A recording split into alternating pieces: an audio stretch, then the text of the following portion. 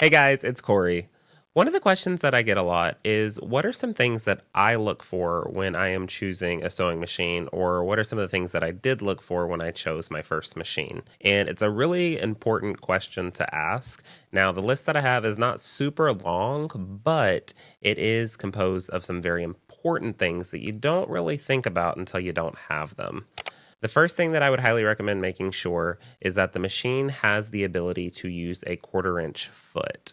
Majority of the patterns that you see on the market today when you're piecing them together require a 1/4 inch seam allowance, and having that foot applies a little bit of a guide on the side of the foot, keeping you nice and straight and keeping that good even 1/4 inch. So having that ability is a must. The second one thing that I would recommend looking for is making sure that the machine has stitch length settings where you can change the stitch length higher or lower, and to make sure that the machine has different speed settings. Believe it or not, some of the machines on the market today only allow you to do one speed, and we are not about that life. We need to have options. So you definitely want to make sure that is something that you check for in your next machine. The third thing that I would look for is that the machine has a backstitch feature.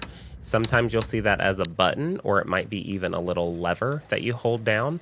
And what that does is as you push down on the pedal, which makes that machine start stitching, if you press that back stitch button, the machine will stitch backwards, allowing you to lock over what you already stitched, which is a great way to tie off different seams.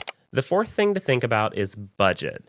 Sometimes you can be overwhelmed with the amount of machines that are out there, and you can see all the fancy dancy bells and whistles that you might not ever use, and you might end up overextending yourself. So always make sure that you know what your budget is when you're going in to look for a machine, and that you don't stretch yourself too thin on that. The fifth and final thing is not really a necessity by any means. It's more of I just like to have it.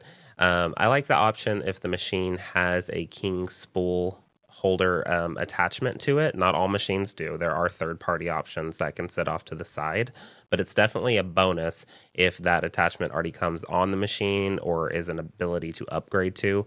That way you can use that larger cone of thread on those more common colors like white, cream, black, and gray that you plan on going through a lot, so you don't have to purchase little spools of those. You can use one big spool.